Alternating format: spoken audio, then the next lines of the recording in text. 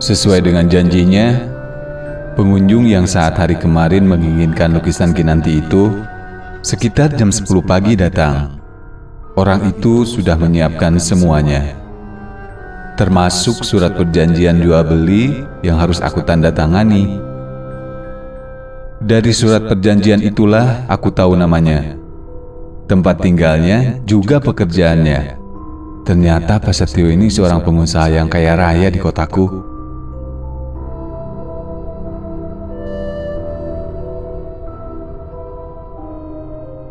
Oh, jadi Om pemilik garmen itu ya? Beruntung saya bisa ketemu Om. Itu sih belum seberapa, Mas. Ya udah, saya nggak bisa lama-lama nih. Masih banyak urusan. Kita berangkat sekarang aja ke banknya. Sekalian buat beresin transaksinya. Oke, Om. Kami segera pergi ke bank untuk menyelesaikan transaksinya. Aku masih belum percaya dengan apa yang aku dapatkan. Uang sebanyak itu buatku bisa untuk membeli semua keperluan. Malahan sampai kepikiran untuk membuka galeri yang lebih besar lagi. Cukup lama kami mengurusnya, karena ada beberapa formulir yang harus aku isi dan ada beberapa poin yang harus aku sepakati.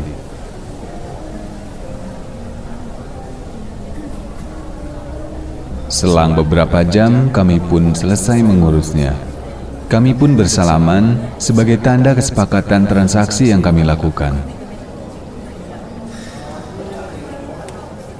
Oke, thank you ya, Evan.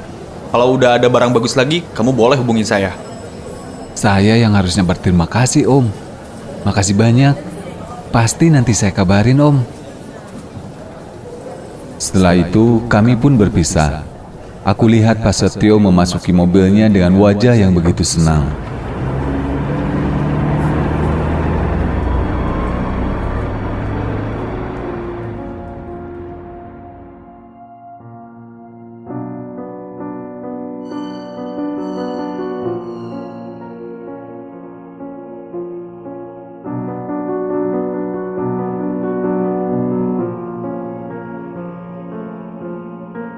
Sekembalinya aku ke galeri, aku jadi kepikiran Mbak Yuni. Apa aku kabarin dia ya? Lukisan itu kan pemberian Mbak Yuni.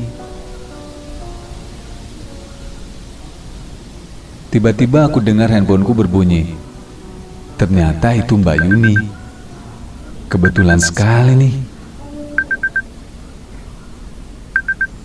Halo Mbak, apa kabar? Hai Evan, kabar baik Van. Begini Van, hari Sabtu nanti Mbak mau minta kamu datang di acara pameran barang-barang antik. Mbak mau ngenalin kamu sama teman-teman Mbak. Wah, asik itu Mbak.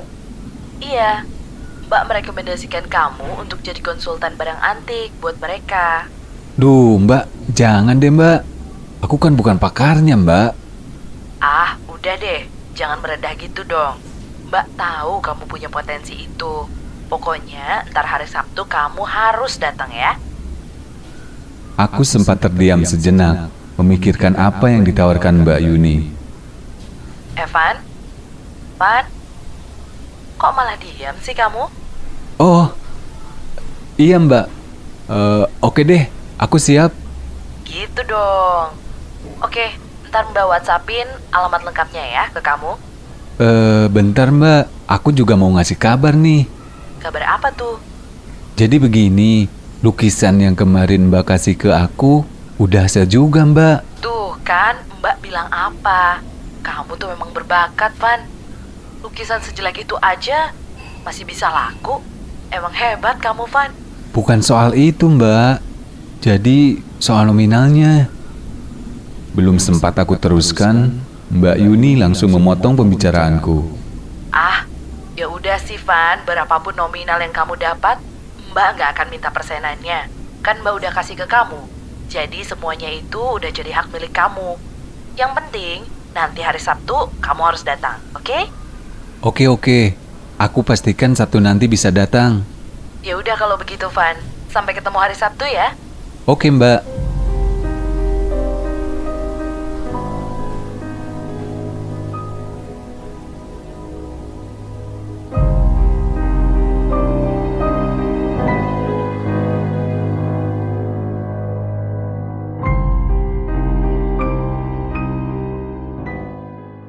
Hari itu, aku membuat beberapa perencanaan usaha dengan modal yang aku dapat dari transaksi penjualan lukisan itu. Beberapa saat, aku jadi teringat lagi dengan sosok Kinanti, perempuan yang ada di dalam lukisan itu.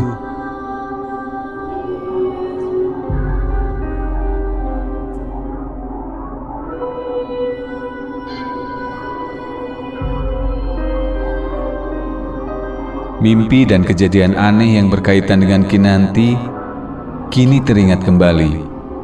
Bahkan pesan terakhir dari Kinanti, aku masih mengingatnya.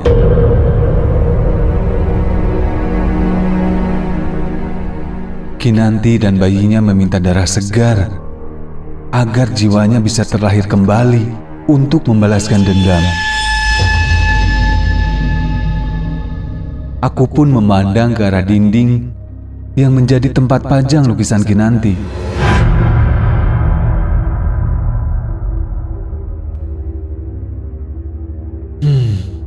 Untunglah lukisan itu sudah terjual.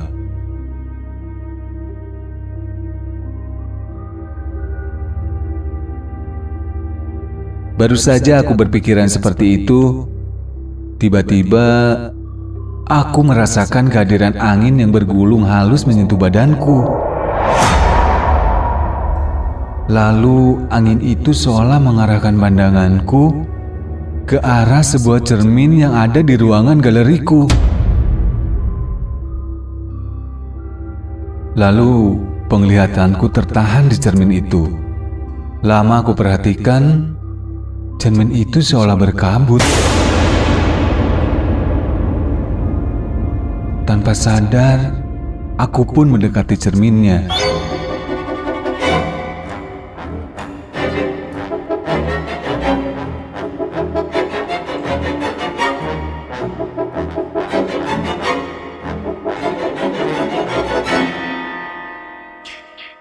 Ada rasa penasaran untuk menyentuh cermin itu. Lah, kok cerminnya berkabut?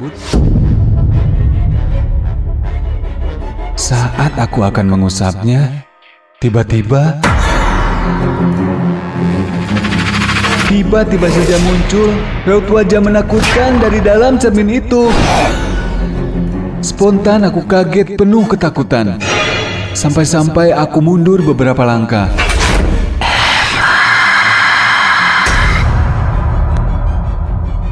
Aku hanya bisa diam ketakutan melihat ke arah cermin itu.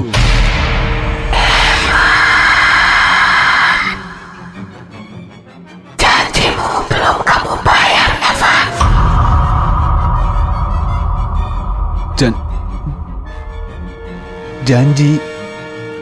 Janji apa? Dengan nada marah, perempuan itu bilang, Carikan kami darah, Eva. Aku sudah penuhi keinginanmu.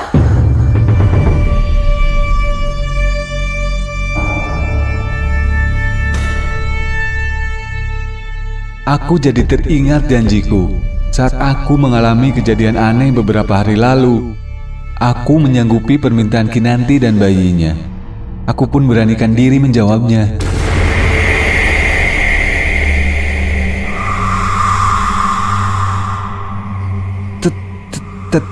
Tapi saya nggak tahu caranya. Akan aku tunjukkan, Eva. Lalu aku pun melihat semuanya di cermin itu. Lukisan itu akan mengarahkan ke semua korban yang diinginkan Kinanti dan bayinya. Aku hanya diminta mengambil darah mereka dan membasuhkan ke lukisan itu. Jika aku menolaknya, maka jiwakulah yang akan menjadi gantinya. Sangat menakutkan buatku. Karena bagaimana mungkin aku bisa mengambil darah mereka? Haruskah aku jadi seorang pembunuh?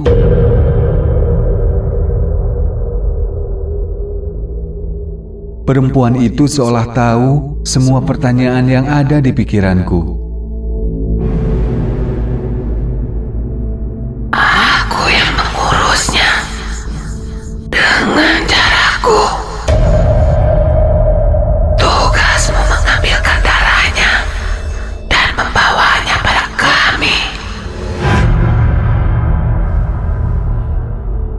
Tak ada pilihan buatku saat itu. Tapi, bagaimana caranya aku bisa membawa darah itu?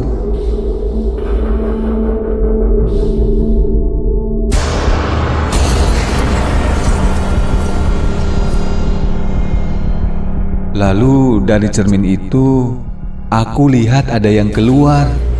Ternyata itu adalah rambut.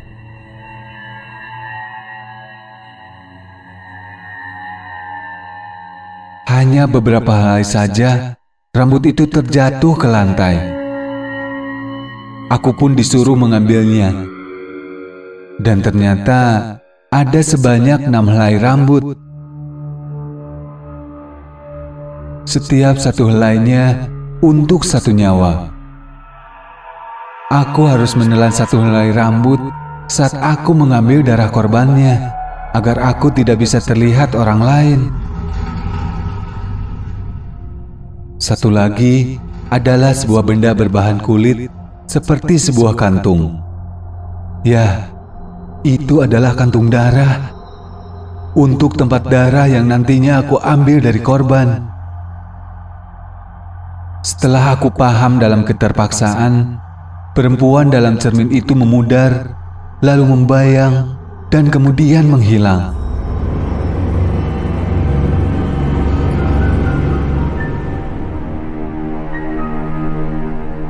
Aku langsung terduduk lemah, diam, dan berpikir, tidak tahu apa yang harus kuperbuat.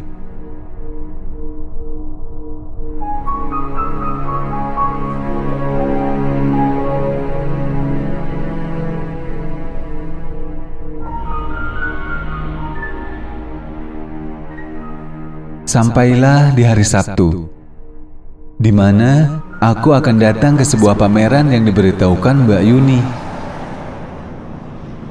Tempatnya adalah sebuah rumah besar.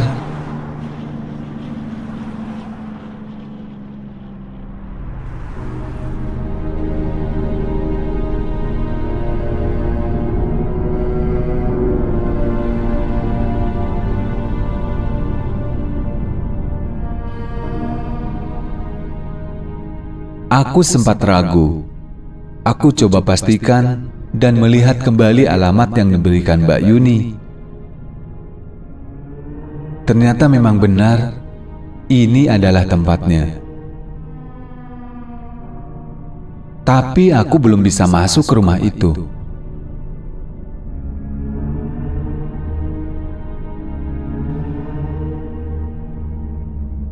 Lalu aku pun turun dari mobil dan menghampiri security rumah itu.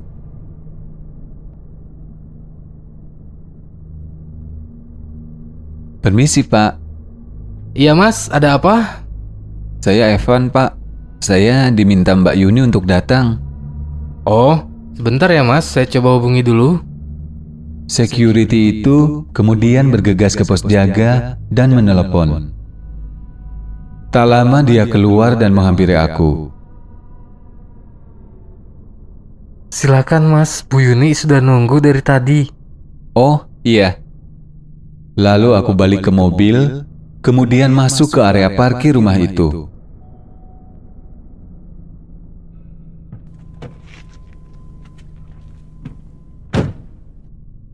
Setelah aku turun, aku lihat Mbak Yuni yang melambaikan tangan. Mbak Yuni menungguku di lobi rumah besar itu.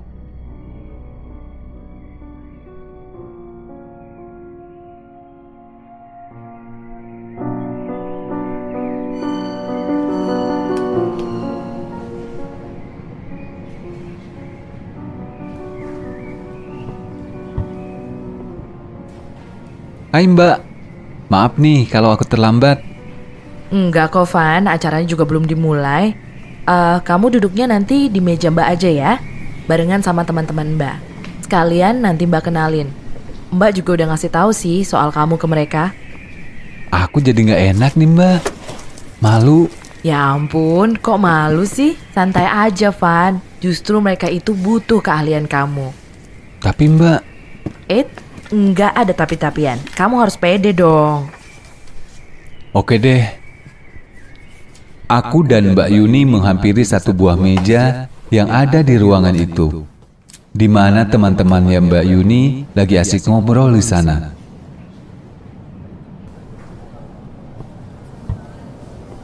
Halo semua. Nah, kenalin, ini Evan yang aku ceritain kemarin itu loh.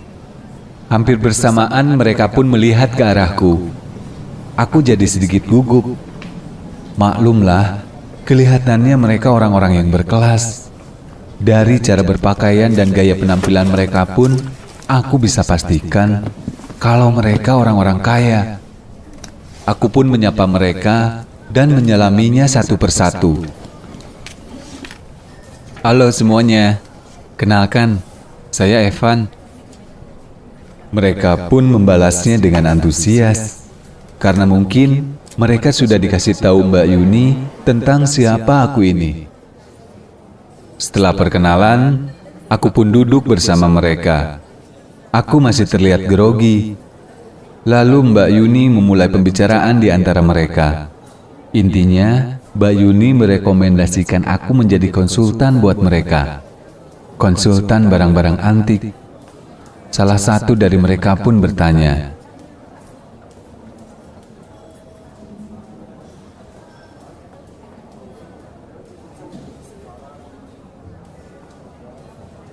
Oh, jadi itu kamu yang urus Van? Nggak juga Pak. Mbak Yuni terlalu melebih-lebihkan. Mbak Yuni menimpali obrolannya. Ah, Evan ini orangnya memang kayak gitu, Pak Effendi. Suka pura-pura merendah. Oh iya, Pak. Masih ingat nggak sama patung Asmat yang Bapak Effendi tawarkan 2 bulan yang lalu? Hari gini, Pak, yang cari patung Asmat siapa coba? Tapi itu bisa sell loh, Pak. Itu sama siapa kalau bukan sama Evan? Aku pun tak bisa mengelak lagi. Aku hanya bisa mengangguk dan tersenyum. Padahal saya sudah putus asa dengan patung itu. Tapi syukur akhirnya bisa kejual juga. Thank you ya Van. Sama-sama. Kebetulan aja saat itu ada yang cari patungnya.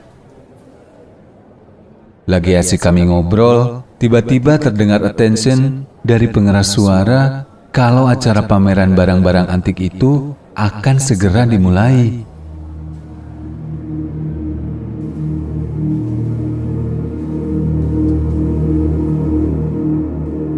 Aku lihat ke arah MC-nya yang sudah bersiap-siap di atas podium dengan beberapa kata pembukaan. Dan akhirnya, kata sambutan yang akan disampaikan oleh pemilik rumah yang mengadakan pameran barang antik itu.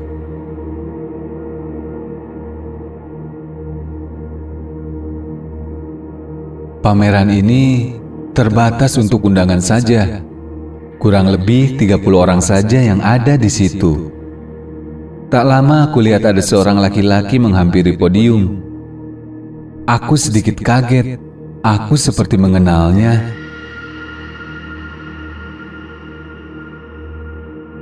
Hah? Sepertinya itu Pak Setio. Benar, itu Pak Setio.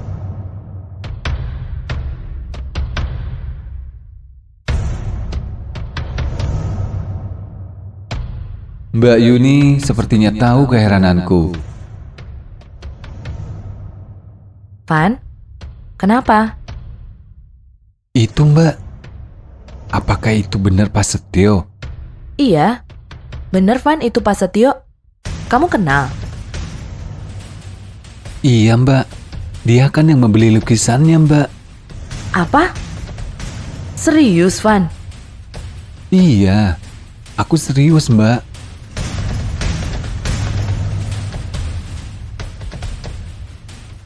Memang kamu jual berapa, Van? Aku hanya memberikan kode jari ke Mbak Yuni.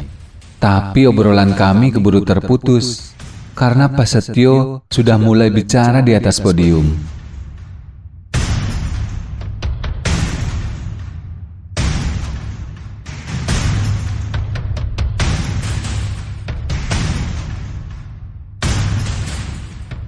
Beberapa hal yang Pak Setio sampaikan cukup jelas buat kami.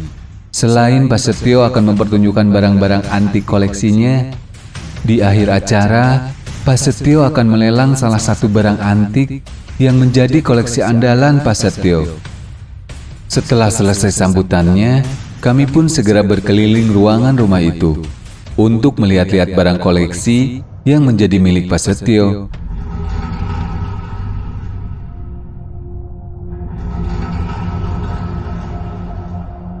Ada ratusan barang-barang antik yang rata-rata semuanya mempunyai keanehan tersendiri. Aku sendiri menilai koleksi barang antik Pak Setio lebih ke barang-barang yang bersifat magis, barang-barang bertuah yang memiliki kekuatan gaib.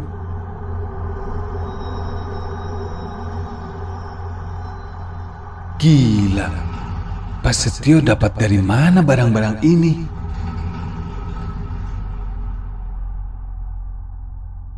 Dari kejauhan, aku lihat Pak Setio sedang menikmati minumannya. Aku hendak menghampirinya, tapi Mbak Yuni keburu bertanya padaku.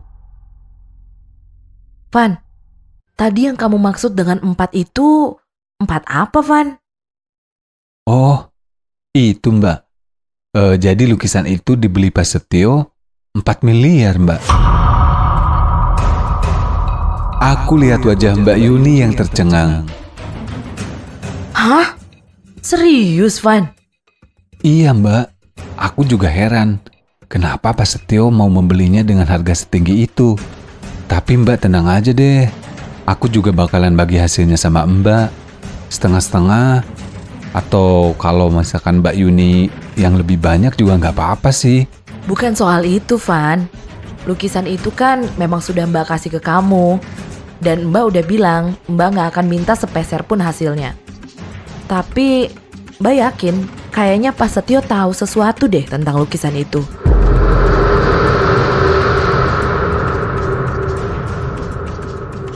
Aku juga berpikiran sama, Mbak. Apa kita tanya Pak Setio aja, Mbak? Ya mana mungkin dia mau ngasih tahu, Van. Coba tanya dulu sih. Siapa tahu kan?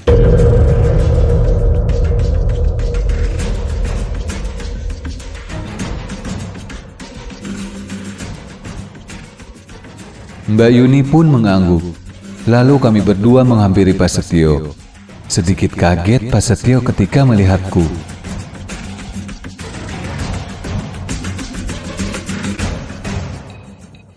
Loh, ngapain kamu di sini? Sebelum aku menjawab, Mbak Yuni mendahulinya. Dia ini asistenku, Pak. Aku selalu minta penilaian dari Evan untuk mendapatkan barang koleksiku.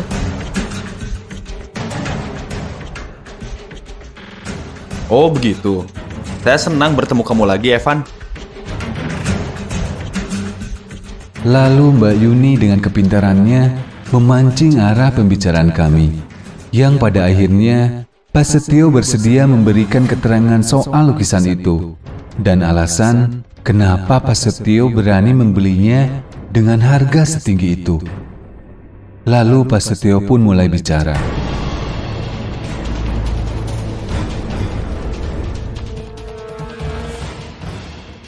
Kalian yakin mau tahu soal lukisan itu? Aku dan Mbak Yuni mengangguk bersamaan. Tidak hanya kalian, mereka semua yang datang hari ini juga akan tahu. Nanti di akhir acara akan ada pertunjukan terhebat yang pernah ada di dunia ini. Sabarlah. Sekarang kalian berdua silahkan nikmati aja dulu pamerannya. Saya akan siap-siap dulu.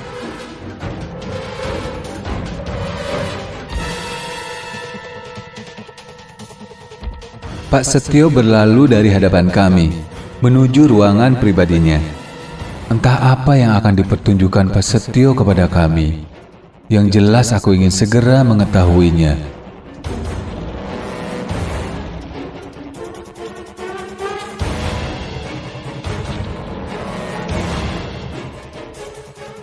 Selang beberapa jam, aku mendengar attention lagi dari podium. Semua undangan yang hadir segera menuju aula. Kami berkumpul di sana. Aku lihat Pak Setio sudah di atas podium dan mengajak semuanya untuk lebih dekat lagi.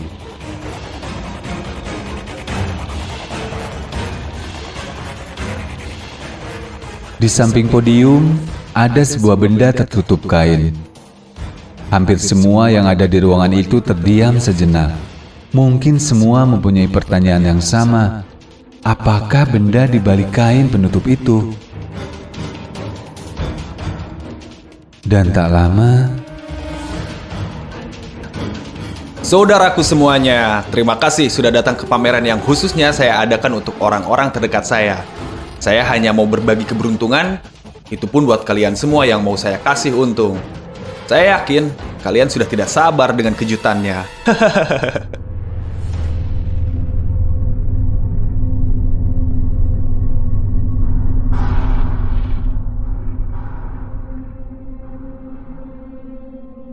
sejenak pandangan Pak Setio ditujukan ke arahku dan Mbak Yuni. Sesaat, suasana pun menjadi hening. Lalu Pak Setio memulainya lagi dengan tertawa. Oke. Biar kalian tidak penasaran, saya akan segera memulainya.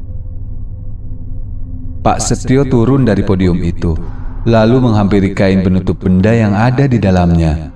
Pak Setio memegang ujung kain, lalu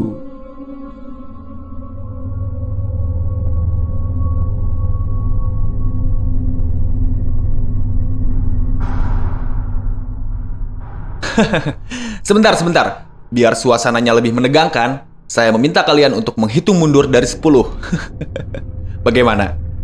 Ayolah, ayo mulai. kami pun mengikuti ajakan Pak Setio. Lalu kami pun mulai menghitung mundur.